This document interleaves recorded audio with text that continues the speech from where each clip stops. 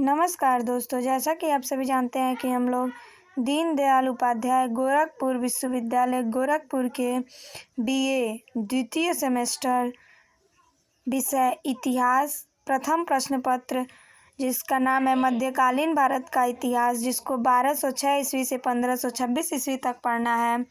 इसके first unit को और सिलेबस को हम लोग देख चुके हैं।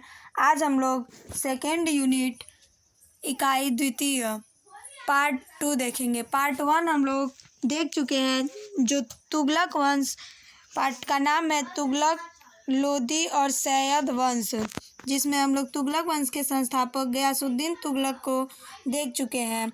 आज हम लोग तुगलक वंश 1320 ईस्वी से 1414 ईस्वी, जो 94 वर्ष तक चला था, उसके द्वितीय शासक मोहम्मद बिन तुगलक, जिसका शासनकाल है 1325 से 1351 ईस्वी।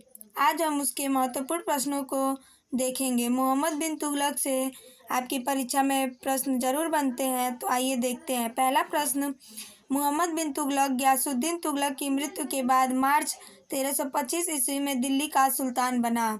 दूसरा प्रश्न मैंने रखा है, मध्यकालीन सभी सुल्तानों में मोहम्मद बिन तुगलक सर्वाधिक शिक्षित, विद्वान एवं योग्य व्यक्ति था। तीसरा प्रश्न मैंने रखा है कि बर्नी ने मोहम्मद बिन तुगलक की 5 योजनाओं का उल्लेख किया है। पहला है दोआब क्षेत्र में कर वृद्धि, जो 1326 से 1327 ईस्वी तक है। दूसरा है राजधानी परिवर्तन, यह भी मोहम्मद बिन तुगलक का बहुत महत्वपूर्ण कार्य था, 1326 से 1327। तीसरा कार्य है सांकेतिक मुद्रा का प्रचलन, यह भी महत्वपूर्ण कार्य था, 1329 से 1330। और चौथा है खुरासान अभियान, और पांचवा है कराचिल अभियान। चौथा प्रश्न मैंने रखा है, मोहम्मद बिन तुगलक के समय दक्षिण में बहाउद्दीन बुरशास्प, मुल्तान में बहाराम किसलू एवं बंगाल में गयासुद्दीन का विद्रोह हुआ था। पांचवा प्रश्न मैंने रखा है, मोहम्मद बिन तुगलक के समय दक्षिण भारत में बहमनी तथा विजयनगर साम्राज्य की स्थापना हुई। छठवां प्रश्न मैंने रखा है, मोहम्मद बिन तुगलक ने अपनी राजधानी दिल्ली से देवगिरी में स्थानांतरित की और इसका नाम दौलताबाद रखा। सातवां प्रश्न मैंने रखा है, मोहम्मद बिन तुगलक ने कृषि के विकास के लिए दीवान ए अमीर कोई नामक एक नवीन विभाग की स्थापना की। आठवां प्रश्न मैंने रखा है, सांकेतिक मुद्रा के अनुसार मोहम्मद बिन तुगलक ने पीतल, फरिश्ता के अनुसार तांबा, बर्नी के अनुसार एवं धातुओं के सिक्के चलवाए, जिनका मूल्य चांदी के रुपए टका के बराबर होता था। अगला प्रश्न, नौवां प्रश्न मैंने रखा है कि अफ्रीकी यात्री इब्न बतूता, जो मोरक्को का निवासी था, लगभग 1333 ईस्वी में भारत आया, 7 किलोमीटर दूर चल के। सुल्तान ने इसे दिल्ली का काजी नियुक्त किया और 1342 ईस्वी में सुल्तान ने इसे अपने राजदूत के रूप में चीन भेजा। 10वां प्रश्न मैंने रखा है, इब्न बतूता की पुस्तक रेहला में मोहम्मद बिन तुगलक के समय की घटनाओं का वर्णन है। 11वां प्रश्न मैंने रखा है, मोहम्मद बिन तुगलक शेख अलाउद्दीन का शिष्य था। वह सल्तनत का पहला शासक था जो अजमेर में शेख मुइनुद्दीन चिश्ती की दरगाह और बहराइच में सालार मसूद गाजी के मकबरे में गया। 12वां प्रश्न मैंने रखा है कि मोहम्मद बिन तुगलक पागल सुल्तान था, किसने कहा? यह भी प्रसिद्ध कथन है, आपकी पिछली बार परीक्षा में और अन्य परीक्षाओं में पूछा गया सवाल है, क्वेश्चन है कि मोहम्मद बिन तुगलक पागल सुल्तान था, किसने कहा? तो एल्फिंस्टन ने। 13वां प्रश्न मैंने रखा है, भारत में सर्वप्रथम सांकेतिक मुद्रा टोकन करेंसी का प्रचलन किया था, तो मोहम्मद बिन तुगलक द्वारा। और मोहम्मद बिन तुगलक का 2 नाम मिलता है, जौना खां और उलुग खां। जौना खां और उलुग खां इसके बचपन का नाम था। 16वां प्रश्न मैंने रखा है कि राजा मंदूरी के एक अभिलेख में मोहम्मद बिन तुगलक को जौना खां या दुनिया का खान कहा गया है। 17वां प्रश्न मैंने रखा है, संभवतः मध्यकालीन सभी सुल्तानों में मोहम्मद बिन तुगलक सर्वाधिक शिक्षित, विद्वान एवं योग्य व्यक्ति था, जो 23 वर्ष 23 भाषाओं का ज्ञाता था। 18वां प्रश्न मैंने रखा है, अपनी सनक भरी योजनाओं के कारण इसे पागल शासक कहा जाता है। 19वां प्रश्न मैंने रखा है, रक्त पिपासु, जिसका अर्थ होता है रक्त का प्यासा, स्वप्नशील इत्यादि की संज्ञा इतिहासकारों ने मोहम्मद बिन तुगलक को दिया है।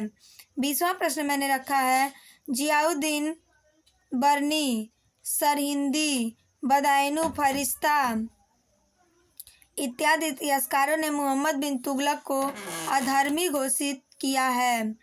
21वां प्रश्न मैंने रखा है, दोकनी और सुल्तानी सिक्का किसने चलाया था? तो दोकनी और सुल्तानी सिक्का मोहम्मद बिन तुगलक ने चलाया था। 22वां प्रश्न मैंने रखा है, दिल्ली सल्तनत का कौन सा सुल्तान सर्वप्रथम होली खेला था? तो दिल्ली सल्तनत का वह सुल्तान था मोहम्मद बिन तुगलक, जिसने सर्वप्रथम होली खेला था।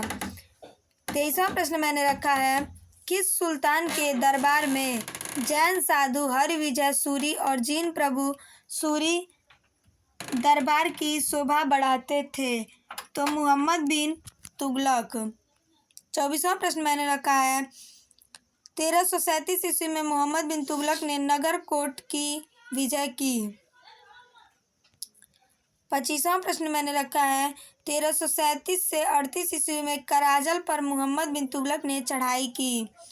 26वां और अंतिम प्रश्न मैंने रखा है कि मोहम्मद बिन तुगलक की मृत्यु 20 मार्च 1351 ईस्वी को सिंध के विद्रोह को दबाते समय ठट्टा के निकट गोडाल में हो गई। तो आपसे सबसे महत्वपूर्ण जो मोहम्मद बिन तुगलक से बनता है वह यह बनता है कि राजधानी परिवर्तन किसने किया था? तो राजधानी परिवर्तन मोहम्मद बिन तुगलक ने किया था और मोहम्मद बिन तुगलक ने अपनी राजधानी दिल्ली से कहाँ स्थानांतरित की थी? तो मोहम्मद बिन तुगलक ने अपनी राजधानी दिल्ली से देवगिरी स्थानांतरित की थी, जिसका नाम उसने दौलताबाद रखा था। और एक महत्वपूर्ण प्रश्न यह भी बनता है कि सर्वप्रथम सांकेतिक मुद्रा का प्रचलन किसने किया था? तो सर्वप्रथम सांकेतिक मुद्रा का प्रचलन मोहम्मद बिन तुगलक ने किया था। और सबसे महत्वपूर्ण प्रश्न यह बनता है कि दोआब कर में वृद्धि या दोआब क्षेत्र में कर वृद्धि यह किस सुल्तान ने किया था? तो यह तुगलक वंश के शासक मोहम्मद बिन तुगलक ने किया था। और यह भी प्रश्न बनता है कि मोहम्मद बिन तुगलक के समय में कौन सा अफ्रीकी यात्री आया था? तो मोहम्मद बिन तुगलक के समय में इब्न बतूता लगभग 1333 ईस्वी में भारत आया था, जो मोरक्को का निवासी था और यह 7 किलोमीटर दूर चल के मोहम्मद बिन तुगलक के समय में आया था। इस प्रकार मैंने आप लोगों को दीनदयाल उपाध्याय गोरखपुर विश्वविद्यालय गोरखपुर के BA second semester subject history के प्रथम प्रश्न पत्र सेकेंड यूनिट, जिसका नाम है तुगलक सैयद एवं लोधी वंश, इसके सेकेंड पार्ट, जिसमें हम लोग पहला गयासुद्दीन तुगलक को देख चुके थे। आज हम लोगों ने मोहम्मद बिन तुगलक को देखा और कल हम लोग फिरोज शाह तुगलक के विषय में चर्चा करेंगे। तो अगर आप मेरे चैनल पर नए हैं तो चैनल को लाइक शेयर और सब्सक्राइब करना न भूलें। नमस्कार।